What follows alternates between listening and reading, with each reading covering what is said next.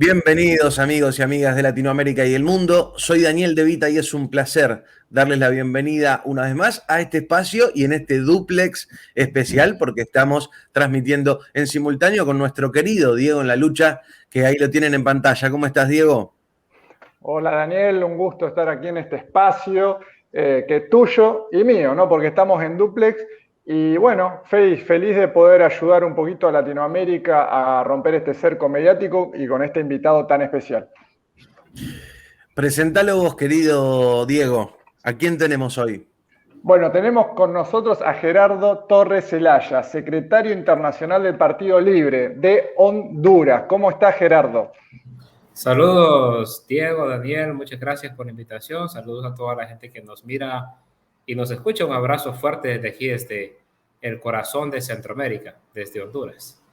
Bueno, la verdad que te agradezco muchísimo. Acá estamos con Daniel muy expectantes, porque la verdad tanta información de Honduras no llega y la verdad que dijimos, bueno, vamos a hacer un programa con alguien que sepa lo que está sucediendo. Me pasaron tu contacto, yo ya vengo comunicándome con Gerardo hace unos días y bueno, estamos expectantes y espero que la audiencia esté atenta porque lo que está sucediendo en Honduras nos compete a toda la patria grande, a todo el Caribe también, porque es más de lo mismo, ¿no? Golpes del imperialismo, un país sometido a fraudes electorales constantes. Recordemos en el 2009 que le dieron un golpe militar a Manuel Zelaya, que se tuvo que ir hasta Costa Rica. Hasta entonces, bueno, está Juan Orlando Hernández en la presidencia, en el medio hay denuncias de corrupción, denuncias de narcotráfico, etcétera, etcétera. Puntualmente, danos un panorama general corto de la coyuntura actual política de Honduras. Camarada, por favor. Bien, bueno, primero lo que hay que decir de Honduras, para quienes no conocen muy bien del país, es que en Honduras, que está a 5.000 kilómetros de la frontera sur de los Estados Unidos, está la base militar norteamericana más grande afuera del territorio de ellos en América Latina, que es la base militar de Palmerola, desde donde se planificó y se ejecutó la invasión de Panamá, donde se hizo el golpe de Estado en 1954 en contra de Jacobo Arbenz en Guatemala, desde donde se invadió Guyana, de donde se planifican los ataques a todo el Caribe. El Comando Sur de los Estados Unidos, que es su aparato de dirección militar, está ubicado apenas a 80 kilómetros de la capital de Honduras, de Tegucigalpa, en Palmerola. Entonces, tenés a su principal centro militar aquí en el país, porque Honduras está en el centro de Centroamérica, o sea, es un punto geoestratégico sumamente importante. Y hace 101 años, en 1920, este país se convirtió en el primer país donde una empresa norteamericana registrada en Honduras aparecía como que estuviera registrada en Estados Unidos. O sea, éramos considerados prácticamente territorio norteamericano en algo que se llamó los enclaves bananeros, que para el resto del mundo es lo que nos da el nombre de la Banana Republic, ¿no? O sea, la empresa bananera era tan poderosa en Honduras que la embajada norteamericana en 1920 ponía al presidente de la República y el Congreso. Desde ese momento, ya para 1924, tenés en Honduras lucha antiimperialista. Lo que pasa es que la presencia militar norteamericana es tan grande que nunca fue posible un levantamiento popular como fue en Nicaragua, como fue Guatemala, como fue El Salvador. Es más, desde Honduras se atacó a la Revolución Sandinista en los 70s, al FMLN en El Salvador en los 70s, a la URNG en los 60s, 70s y 80s en Guatemala. O sea, este país es el portaaviones un poco parecido a la historia que tuvo el Paraguay en algún momento en Sudamérica, ¿no? Que la base militar central norteamericana estaba instalada ahí y el papel que juega hoy, por ejemplo, Colombia en la parte norte de Sudamérica.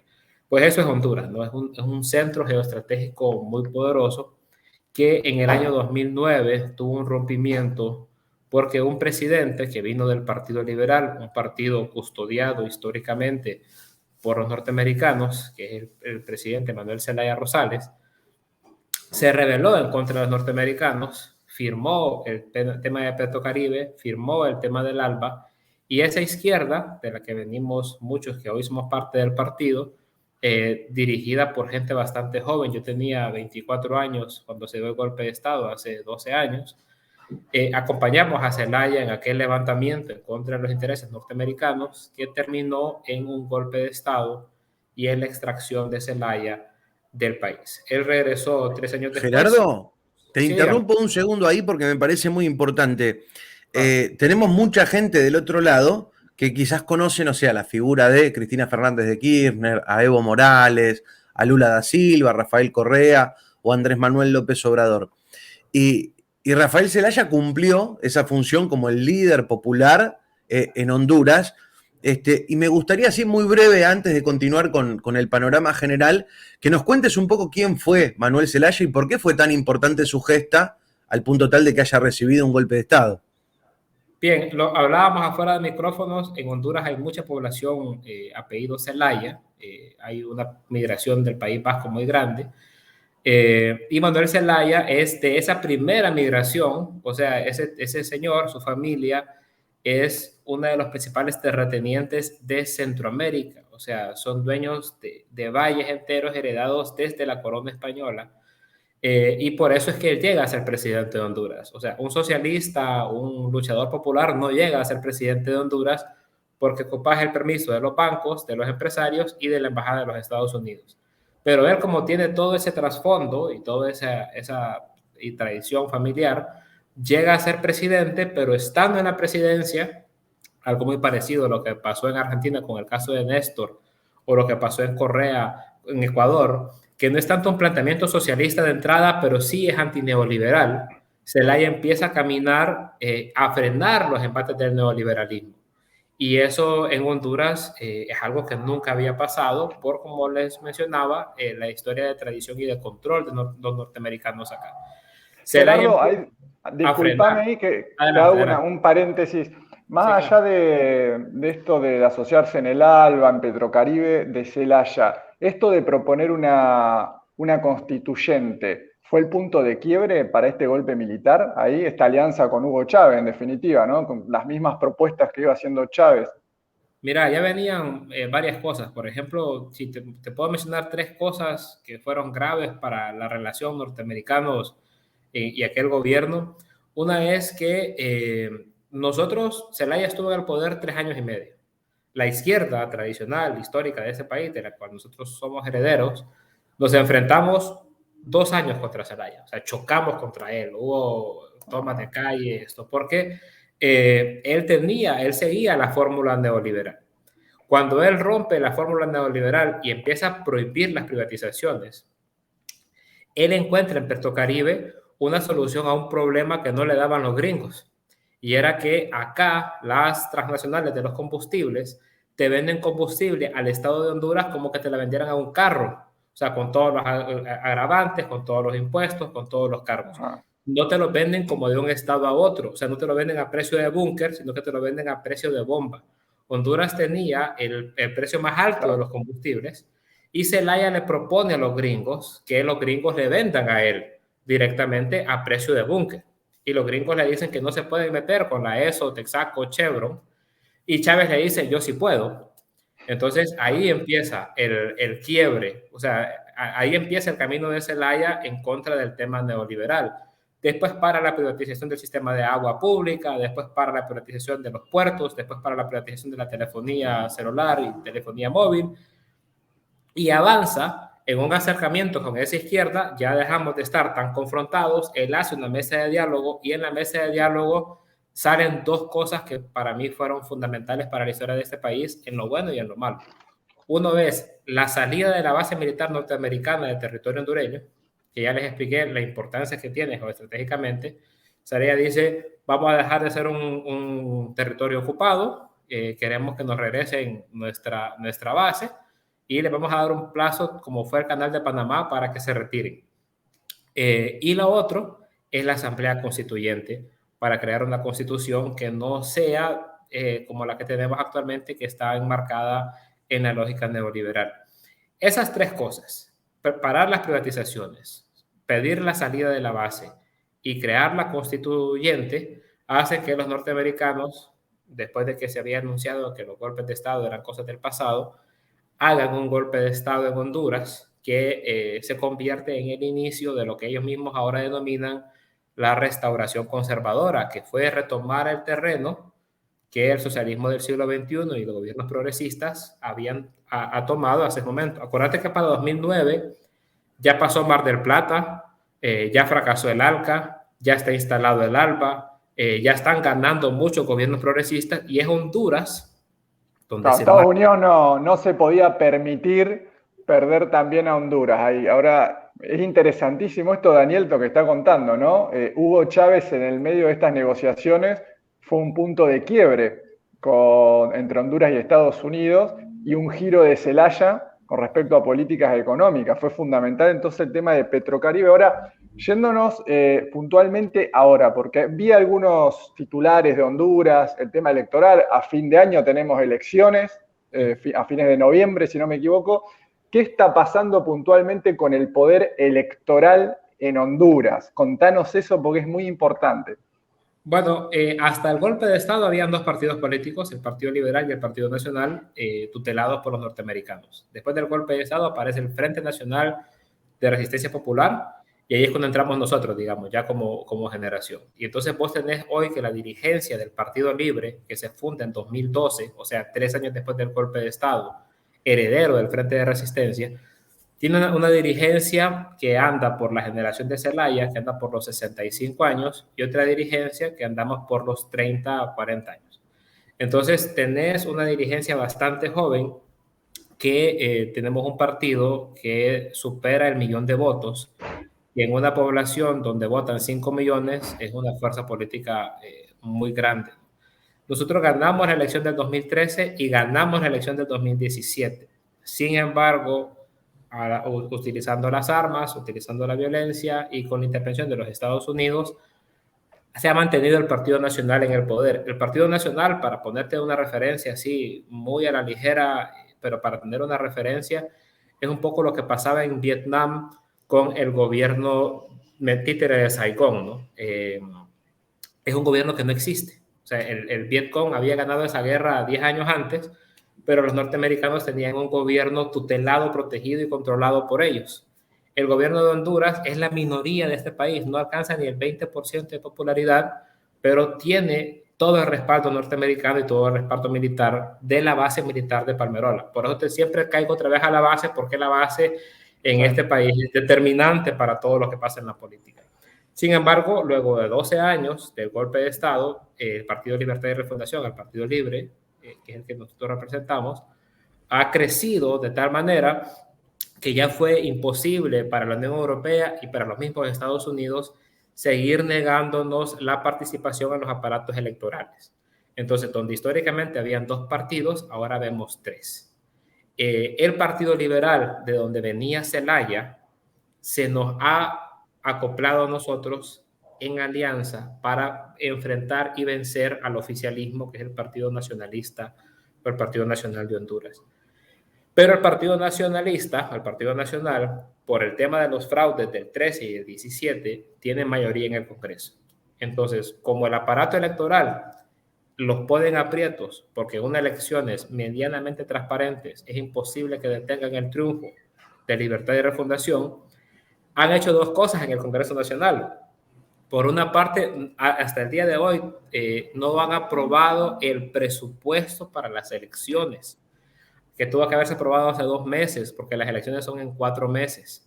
Entonces, a 4 meses de las elecciones no tienes capacidad de licitar, no tienes capacidad de prepararte para las elecciones.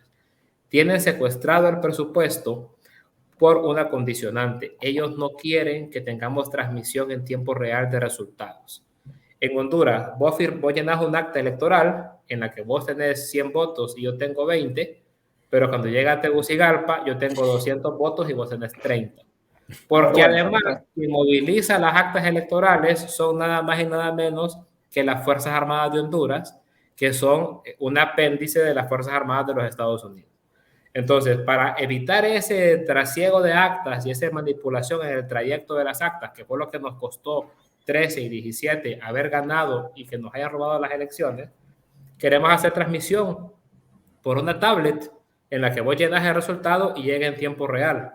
pero para eso se ocupan 40 millones de dólares que el Congreso lo que ha hecho es no aprobarlo. Y la segunda cosa que están haciendo es que como hay 3 representantes, son 2 mujeres, una de Libre, una del Partido Liberal y un hombre del Partido Nacional, el Congreso está dictaminando, y esta se van a morir las compañeras en Argentina que son muy fuertes en el tema del feminismo, la ley dice que solo el hombre puede dictaminar el resultado final de la elección el 28 de noviembre. O sea, es una ley bozal, es taparle la boca a la representante del Libre, a la representante del Partido Liberal, diciendo que si ellas llegan a contradecir lo que dice el representante del Partido Nacional o llegan a decir algo distinto a lo que dice el Partido Nacional, pueden ir presas de 5 a 8 años. Entonces, o sea, es increíble. La ley, para Gerardo, vos me estás diciendo que la ley específicamente tiene que ver con cuestiones, digamos, de género, es decir, porque son mujeres, ellas no pueden dar resultados, solamente puede el hombre, o sea, tenemos un hombre y 2 mujeres, me dijiste, Partido Nacional representado por un hombre, que es el partido de Juan Orlando Hernández, de este presidente que tiene aquí Honduras, y por otro lado, Partido Liberal y el Partido Libertad, por mujeres, o sea que solamente el hombre va a poder dar los resultados. Ellas no van a tener acceso directamente a los resultados tampoco. Es que vas a tener acceso, pero si él dice que la proyección es irreversible a favor del Partido Nacional y la otra, que es igual de consejera que él, dice, este está mintiendo, entonces la pueden capturar y la pueden meter presa. Bueno, a ver, es impactante, es tremendo.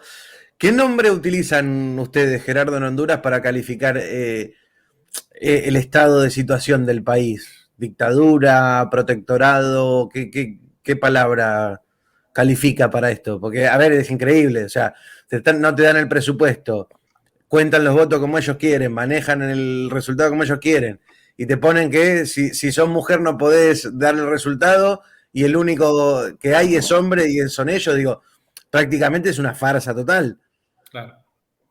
Mira, y yo no quiero meterme a lo que hablan o lo que pasa en otros países, pero todos esos SOS que vos ves que los norteamericanos y sus artistas hacen por Cuba, y hacen por Venezuela, y hacen por Nicaragua, aquí en Honduras dan risa, porque todas esas cosas que aseguran que pasan en esos países, aquí pasan multiplicados por 100.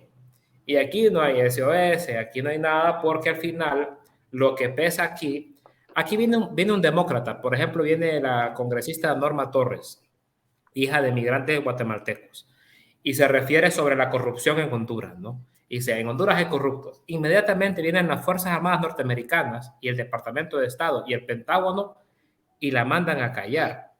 Entonces, incluso los aparatos diplomáticos son de ellos mismos, son aplastados por el control militar. Entonces, esta es una dictadura militar, pero de proporción transnacional, porque es una dictadura militar no solamente con el militar criollo, que es el que se beneficia de ser mandadero, es una dictadura de las Fuerzas Armadas norteamericanas instaladas en nuestro territorio. Nosotros este 15 de septiembre cumplimos nuestro bicentenario, ¿verdad? Y en Honduras, imagínate que hace 100 años, la consigna es ¿cuál independencia? Porque nosotros pasamos de ser independientes de la corona española, duramos 100 años, que fue la Federación Centroamericana, que estuvimos en guerras y mil cosas, pero después llegaron los gringos con la Banana Republic y con la Doll Company, y nosotros hemos sido, lo que bien decimos, un protectorado y una colonia norteamericana no declarada. Entonces, vamos a cumplir 200 años de independencia con España, pero tenemos 101 ya de estar controlados por los norteamericanos. O sea, lo que nosotros peleamos acá, Libre es un partido socialista democrático, ese es su planteamiento ideológico. Pero aquí hay otras fuerzas, incluso de derecha, que hacen comparsa con nosotros y con nosotras en Libertad y Refundación, porque en el fondo lo que es una guerra de independencia. Totalmente. Es de parar a los gringos. Porque si vos no parás a los gringos, difícilmente vas a hacer un planteamiento socialista o democrático o lo que sea. Porque lo que solo sos un punto de extracción de recursos para un poder extranjero en el sentido más clásico del imperialismo, así de texto, de pre-Segunda Guerra Mundial. O sea, en esa situación es la que vive Honduras, disfrazada obviamente por el relato de CNN y el relato de Telemundo y Univisión. Pero es tanto el daño que nos han hecho los gringos, que esa es una de las cosas que yo practicaba con Diego antes, que es el tema de la migración. O sea, la migración en Honduras es un exilio, es un éxodo. O sea, ya este país, después de 12 años de dictadura, ya no lo pueden ocultar porque aquí se van 300 personas diarias caminando esos 6.000 kilómetros hacia los Estados Unidos, porque aquí no se puede vivir. No, porque Entonces, no te hablan de las migraciones venezolanas, ¿viste? te hablan de la Día. migración venezolana, pero no te hablan de la caravana hondureña que está inundando México, que está inundando Guatemala, porque los gringos prefirieron instalar una dictadura violenta, así, de velada, un cartel de la droga, que es lo que hay acá, el cartel de la droga más grande dirigido por el presidente de Honduras, el cartel de Centroamérica más grande, y eso te lo dice la DEA, no te lo estoy diciendo yo.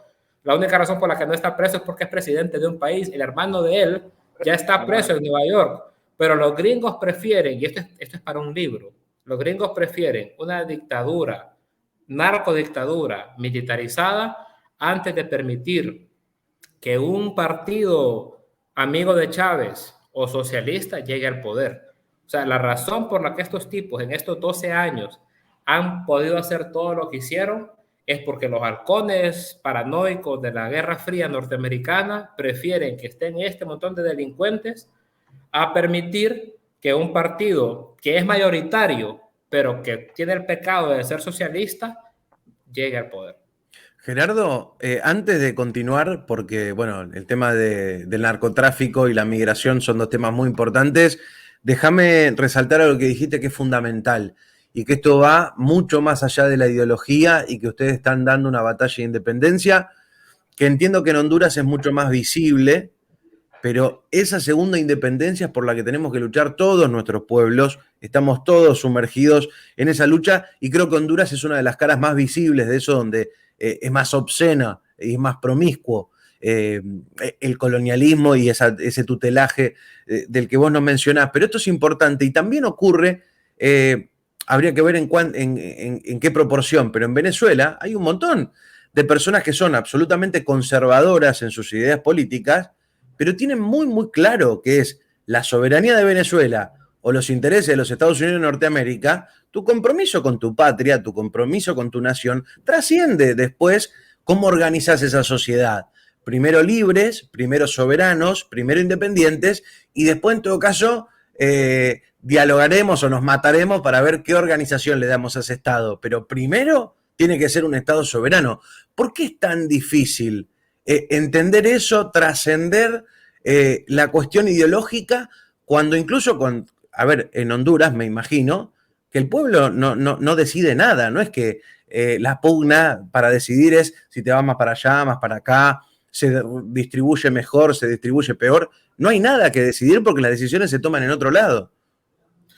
Claro, mira, el hecho, bueno, nuestro partido, el partido que creamos después del golpe de Estado, siguiendo un poco lo que mencionabas, es el Partido Libre, ¿no? Es libertad y refundación. Lo que plantea su planteamiento ideológico, más allá del planteamiento económico, es tenemos que ser libres y tenemos que refundarnos, porque estamos constituidos y pensados como un enclave de los norteamericanos. Y te lo voy a poner al día de hoy, o sea, este 2021.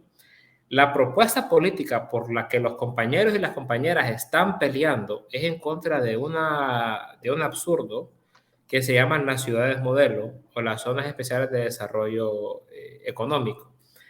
Eso es como el enclave, pero esto es la entrega de la soberanía. O sea, viene Daniel y viene Diego y me dicen a mí, que soy del estado de Honduras, nos gusta esta playa. Entonces vengo yo y les creo una zona que es como un estado aparte en el que las leyes, mi código del trabajo, mi constitución, mi aparato de justicia, mi aparato de seguridad, no aplica, sino que aplica el que Diego y el de Daniel instalen. Van a tener sus propios juzgados, van a tener su propio aparato de seguridad, van a tener su propia legislación interna, te van a poder pagar lo que te quieran pagar. Y en la lógica del Partido Nacional, que estos son nacionalistas pero son entreguistas, es una contradicción bien jodida la que tienen, pero en la lógica del Partido Nacional, Eso es traer el desarrollo, eso es traer empleos. Ni siquiera las ciudades modelo garantizan que van a emplear a hondureños y a hondureñas. Vos les vas a dar un territorio, no te van a pagar un peso de impuesto y se van a quedar con las mejores playas. Ya hay 3 sedes que tienen 6 años de haberse adjudicado por parte del gobierno. Pero es tan dura la lucha de los compañeros y las compañeras, porque esa es otra cosa que hay que decir de Honduras. Poco se dice de lo aplastado que estamos, pero poco se dice de las luchas que emprendemos. O sea, este pueblo ha mantenido una lucha de defensa de su soberanía y de su libertad con los gringos montados aquí al par de nosotros. Entonces, esas 3 ciudades modelo no se han desarrollado por la resistencia y por la vida de gente que se ha puesto en primera línea para evitar que se instalen. El caso más famoso es el caso de Berta Cáceres.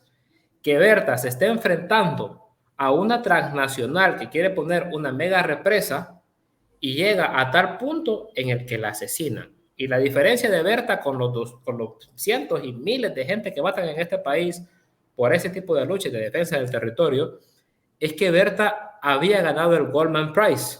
Entonces eso la volvió famosa internacionalmente y porque era la dirigente del movimiento. Pero en este país todos los meses matan ambientalistas, defensores de derechos humanos, gente que defiende un río, gente que defiende un valle. Sí, Gerardo, podés hacer un paralelismo. Y déjame saber. Sí. ¿Me escuchás ahí, sí? ¿Podés hacer un paralelismo entonces entre Colombia, lo que está sucediendo en Colombia y Honduras? ¿Es muy parecido entonces el clima que se vive en ambos países? ¿Podemos decir eso? O sea, sabes que nosotros aquí en Honduras le llamamos el Plan Colombia, ¿verdad? Porque Colombia tiene montado un aparato paramilitar y un aparato militar que está en comparsa con los gringos, con los narcotraficantes, y que ahora está pasando del capital que tenían por la droga, lo están aplicando en generación de energía, en manejo de recursos, en generación de minería. Entonces, ese capital que concentraron los paramilitares y los militares con el tema del narcotráfico, hoy lo están queriendo aplicar en comparsa, y ya te vienen los canadienses, ya te vienen los italianos, ya te vienen los españoles, y ya te vienen estos, que vienen con pinta de buenos, pero vienen montados sobre estructuras criminales que lo que están matando son comunidades para crear una mina o para poner una represa. Cuando llega el canadiense, ya no hay una comunidad en la que él se sienta mal de haber aplastado, pero es porque los paramilitares ya los mataron a todos. Entonces, ahora me veo obligado del tema de la minería. Gerardo, discúlpame que te interrumpa, pero me veo obligado a preguntarte lo siguiente. ¿Ustedes piensan que tienen entonces la suficiente fuerza como para evitar el fraude evidente que se viene?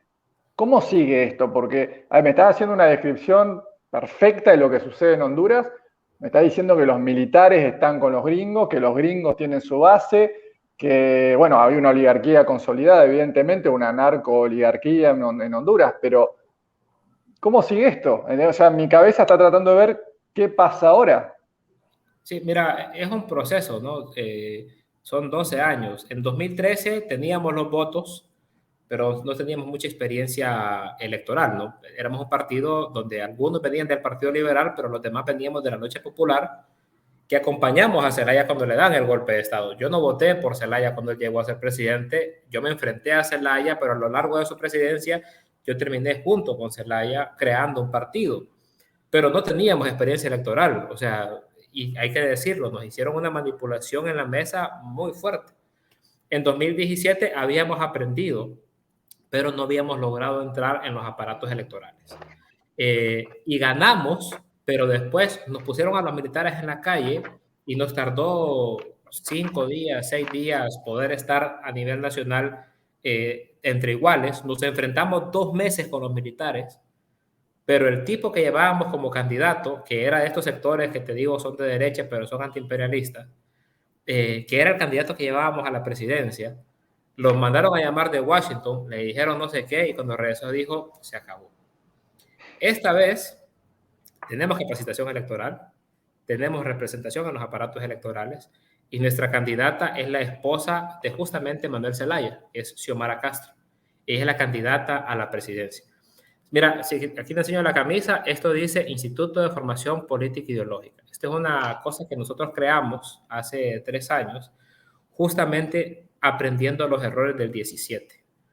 Nosotros estamos capacitando hoy, ahorita venimos de una jornada en la que a nivel nacional se están capacitando 60,000 personas para cubrir 18,260 centros de votación. Entonces tenemos más de 3 personas capacitadas por centro de votación. Estos compas, estos 60,000 compañeros y compañeras, van a organizar estructuras comunitarias alrededor del centro de votación. Entonces, estos 60,000 que estamos capacitando son una fuerza popular que van a capacitarse, van a defender el voto, y en cuanto termine la votación, no nos va a pasar lo del 17. O sea, no vamos a irnos a la casa a celebrar el triunfo, sino que nos vamos a quedar ahí, si es necesario, hasta el 30 de enero del 22 que le entreguen la banda presidencial a Xiomara. O sea, nosotros lo que nos estamos preparando es para un choque frontal con las Fuerzas Armadas y con las Fuerzas de Seguridad. Los norteamericanos... No puedo evitar pensar, Gerardo, en lo que pasó con Andrés Manuel López Obrador en México. Sabemos que le robaron 2 elecciones seguidas y en la tercera, que debe ser la vencida, sí, justamente lo que crearon fueron estas herramientas de control popular, donde no alcanzaba un monitoreo o una fiscalización tradicional y había que generar una fuerza masiva que vaya a custodiar la voluntad popular. Y sumado también, y ahora vos me vas a decir si va a gravitar o no, pero vos crees que estos espacios, por ejemplo, donde estamos conversando, el protagonismo de las redes sociales, ¿también puede marcar un parangón distinto en esta oportunidad? Mira, eso es una cosa importante. Yo vengo de una generación en la que teníamos redes sociales, y bueno, creo que ustedes también.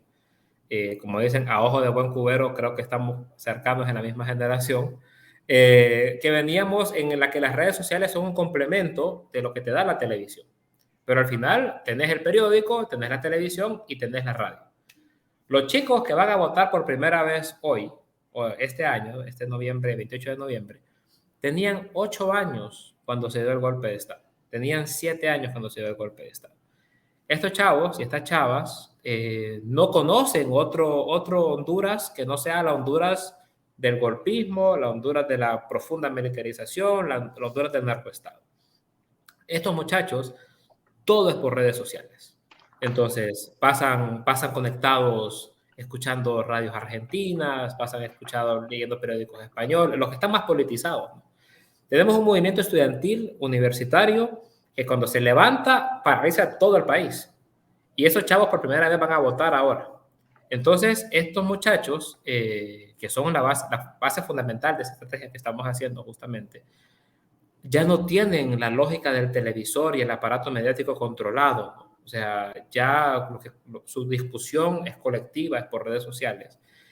Y eso hace que lo que la derecha está acostumbrada a utilizar como herramientas de manipulación ya solo te esté pegando en una población de 40 a 60 años. O sea, nosotros en Libertad y Refundación de 40 a 60 ganamos por 3 puntos, pero de 18 a 25 ganamos por 15 y de 25 a 35 ganamos por 12, ¿verdad? Entonces tenemos ahí nuestro gran nicho, porque estos jóvenes altamente politizados ya están hartos de estar en una dictadura. Entonces, al Partido Nacional, al partido de gobierno, lo que le queda es el voto por hambre. Entonces, te dan una bolsa de comida, te dan algo a cambio de tu voto. Estamos trabajando, ese es nuestro punto de atención ahora. Es decir, a los compañeros, miren, compa, nosotros no tenemos plata para darles, no les podemos comprar comida, no les podemos dar las cosas que ellos les dan. Pero si ustedes siguen votando por ellos, ustedes se van a ir siendo más pobres y van a terminar en la caravana. Hay que hacer un sacrificio. Y eso es lo que decimos en todo el país hoy. Solo nos quedan 120 días para las elecciones. Hay que hacer un sacrificio. Vamos a ganar. Después de eso las cosas van a cambiar. Hay que amarrarse la faja. Es más fácil aguantar acá que irse caminando 6,000 kilómetros a los Estados Unidos. Hagamos el esfuerzo y ganemos, porque si no ganamos acá, aquí no va a quedar nadie. Pues aquí lo que van a quedar son las transnacionales sacando todos los recursos naturales sin que nadie se resista a eso. Gerardo pregunta, en esta unión que hay entre el Partido Liberal y el nuevo partido Libertad, ¿lo integra algún sector de, si se puede decir, una burguesía nacionalista ahí en Honduras? ¿Hay empresarios que están que siguen a estos partidos, que ya están hartos de la presencia norteamericana, que quieren mayor independencia. Explícame eso, ¿se da eso en Honduras?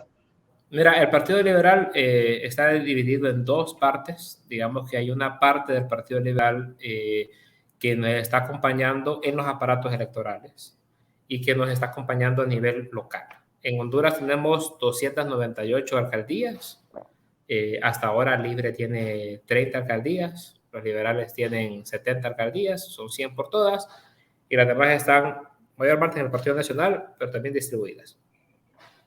Si hacemos la alianza que estamos haciendo, ya no garantiza 150 municipalidades, o sea, más del 50% del poder local con estos liberales, que son los liberales que fueron parte del gobierno de Zelaya cuando fue, pero se quedaron en el Partido Liberal, no se salieron.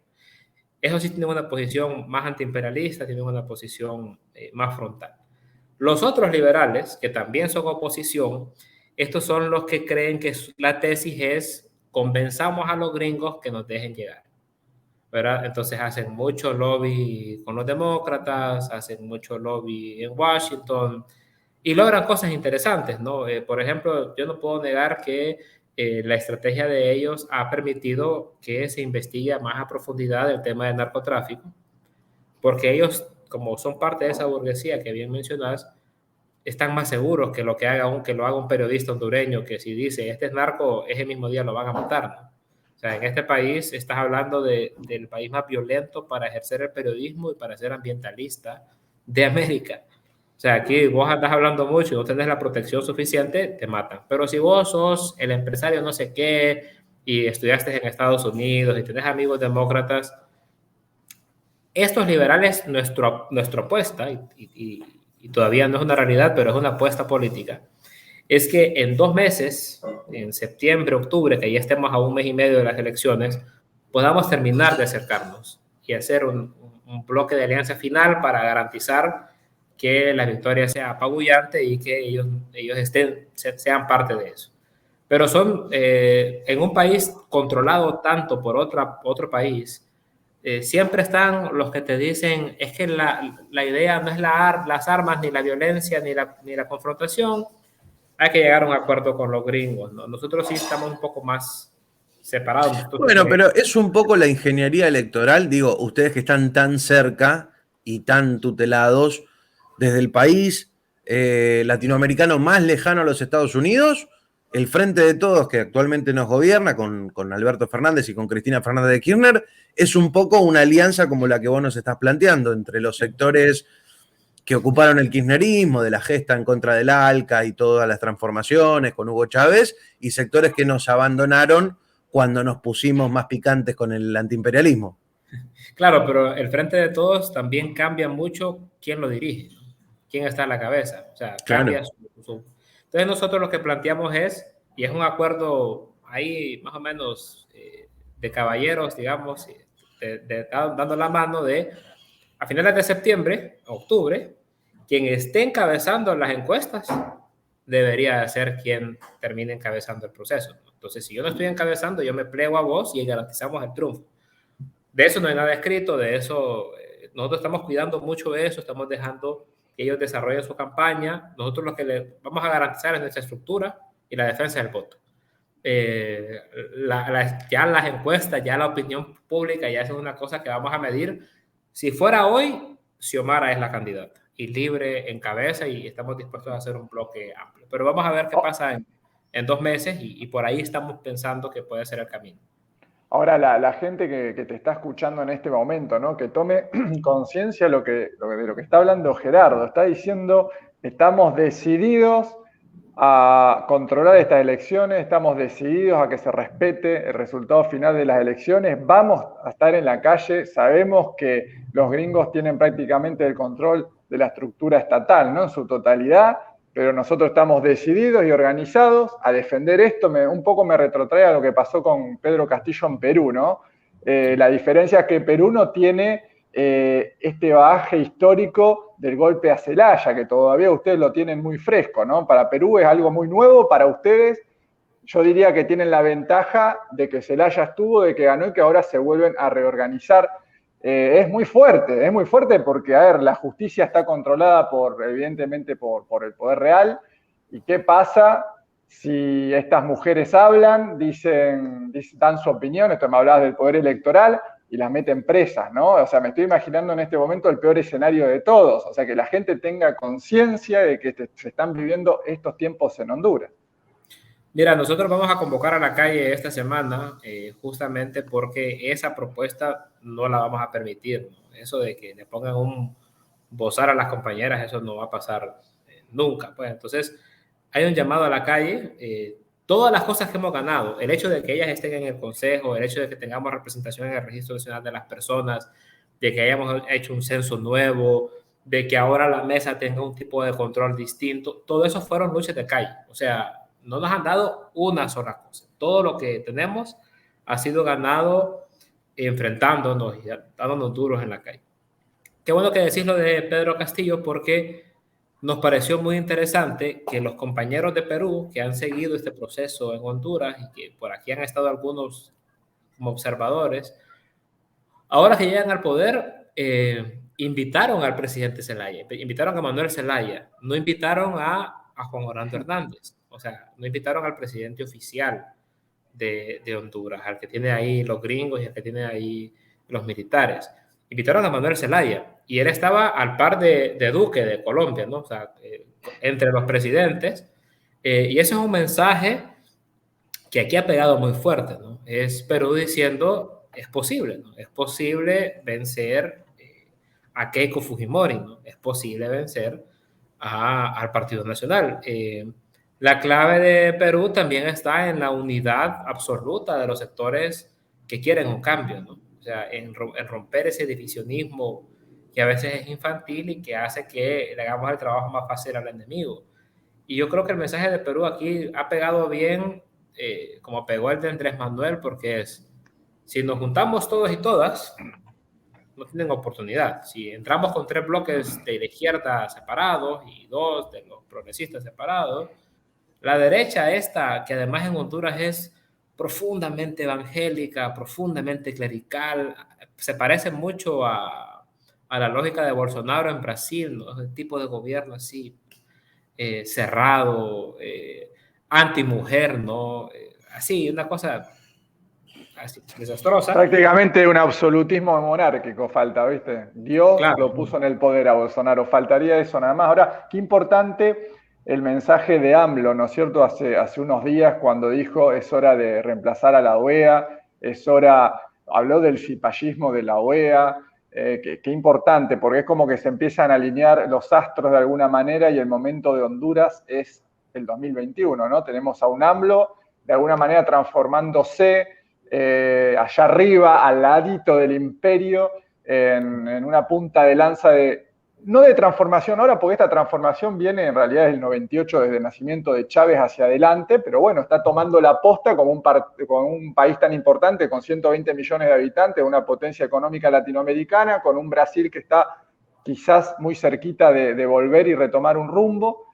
Y bueno, parece que se están alineando las cosas. Y esto creo que es muy importante, ¿no? A la hora de medir poder. Quizá los gringos no se atrevan a tanto si es una victoria apabullante, ¿no es cierto?, de la izquierda en Honduras. Decime qué opinas vos. mira, yo estoy completamente de acuerdo en que la OEA hay que cerrarla, ¿no? O sea, la OEA es, como dicen, es el Consejo de Colonias de los norteamericanos. Los 2 fraudes que le han hecho al pueblo de Honduras en 2013 y en 2017 fueron orquestados y llevados a cabo por la OEA. O sea, la OEA que puso el grito al aire por lo que pasó en Bolivia y que justificó el golpe en contra de Evo Morales, esa OEA ha avalado 2 golpes de Estado aquí en Honduras, ¿no? Eso no sirve para nada, ¿no? Quien le crea a la OEA, además, o es ingenuo o realmente tiene otros intereses enemigos a los intereses de los pueblos. Crear un aparato propio es fundamental. Nosotros tuvimos a muchos compas argentinos y argentinas que estuvieron acá para las elecciones internas y primarias del 14 de marzo y tenemos la intención de traer a más compas para el 28 de noviembre. traer gente de toda América Latina que venga a observar y venga a ver en primera línea qué es lo que está pasando. Nosotros sabemos que somos mayoría y eso pues lo saben los gringos y lo saben los europeos. La decisión de los gringos es bien sencilla, ¿no? Si quieren parar la libertad de refundación, van a tener que mostrar esa cara que sabemos que tienen y que estamos dispuestos a enfrentarla, pues. Bien. Por ahí vos sabés que con los demócratas es distinto, porque los demócratas te dicen una cosa y después hacen otra, ¿no? Entonces andan bien amables, andan bien democráticos, andan bien abiertos a platicar, pero nosotros no le creemos nada a los demócratas. O sea, para nosotros los demócratas y los republicanos son exactamente iguales. O sea, el golpe de Estado a Zelaya se lo da Barack Obama, Premio Nobel de la Paz, recién llegado al poder, ¿no? Y lo sostienen demócratas y republicanos. Entonces, mira, este país... Y la figura de Biden protagonista también en esa época. Claro, era el vicepresidente, ¿no? Y mira, yo te digo, han sido 12 años muy duros. Muy duros. Sí. Pero lo que este pueblo ha aprendido en 12 años vale oro, vale su peso en oro, ¿no? O sea, los gringos lo que hicieron fue que el país más entreguista, más enamorado de ellos, más gringuero, Honduras, la izquierda tenía problemas para crecer porque la gente pasaba viendo para los Estados Unidos y era profundamente anticomunista y profundamente conservadora y así muy religiosa. Y en estos 12 años, ellos mismos nos permitieron a nosotros crecer como jamás crecimos que podíamos crecer. O sea, lo que es libertad y refundación hoy en Honduras era imposible de pensarlo hace 15 años. Eso no era posible. Nosotros somos, si a mí me hubieran dicho cuando yo empecé a militar en la izquierda que yo iba a ser parte del partido mayoritario de Honduras, que era un partido de izquierda, yo no me la creo jamás. Nunca. Eso no es posible. Y nosotros hoy somos una fuerza política regional en Centroamérica, ¿no? Tenemos una escuela de cuadros, tenemos un proceso revolucionario. Y eso fue gracias a la intolerancia profunda, arcaica, congelada de los gringos. Cuando a mí me dicen que yo vivo en el pasado porque soy socialista, yo les digo, loco, vos vivís en la Guerra Fría.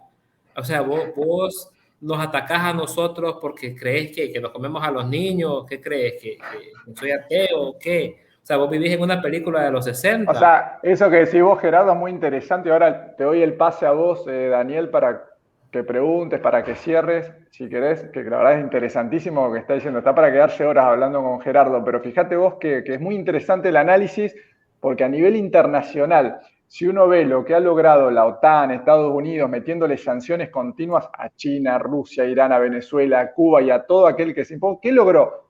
Unidades en bloque.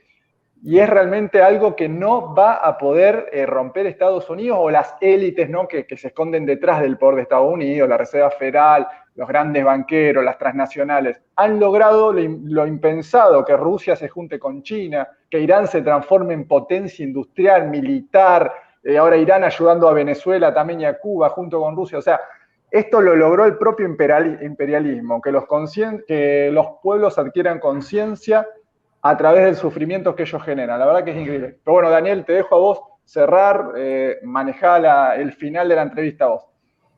No, yo tengo una pregunta más a modo de cierre, quizás algún mensaje para transmitirle a Gerardo.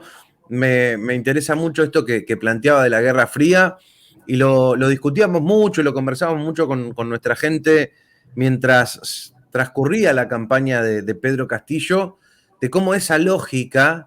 a mí me encanta, yo siempre les digo que viven en la Guerra Fría y también siempre instamos a nuestros compañeros, a toda la gente que es parte de nuestros proyectos, a no reproducir esas mismas dicotomías que poco y nada tienen que ver con nuestro contexto y creo que me quedo con esa frase impresionante que me planteabas de ustedes están dando una batalla de independencia, no son el ejército rojo.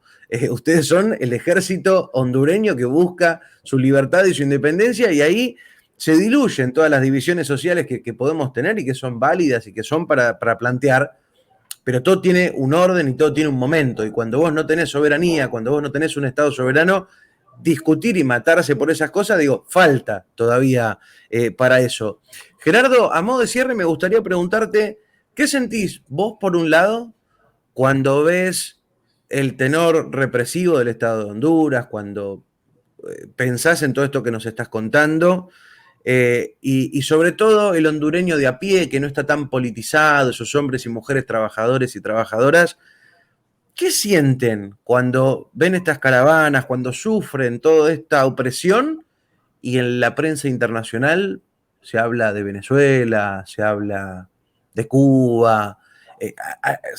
Está esa sensación presente como que Honduras es un lugar olvidado por la prensa internacional. Sí, bueno, mira, hay solo así puntualmente de cosas que representan, digamos, a un hondureño y una hondureña, ¿no? Literalmente vivimos con un pie en Estados Unidos y con un pie en Honduras, ¿no? O sea, tenemos demasiada ascendencia de los gringos sobre nuestra vida, ¿no? Mi familia, la mayor parte de ellos y ellas viven en Estados Unidos. Aquí hay pueblos en Honduras donde ya no se produce nada. Lo que hay es un Western Union, ¿verdad? Y son pueblos llenos de niñitos y de ancianos y de un par de ahí de muchachas que quedaron y que van al Western Union a traer plata. O sea, toda la fuerza laboral se fue del país, porque ese país lo quedaron de tal manera. Los gringos son, bueno, obviamente hay gringos buenos, ¿no? Pero la lógica imperialista de los gringos es corrosiva. O sea, Honduras, si vos querés ver el futuro de lo que es un estado neoliberal y vos querés ver el futuro de lo que es un estado completamente entreguista, no tenés que tomar una máquina del tiempo, te venís a Honduras y ves lo que pasa cuando un estado no le pone frenos a los gringos, ¿verdad? Te destruyen, es como que te sacan la naturaleza de lo que vos sos. En Honduras lo que tenemos ahora son call centers, ¿no?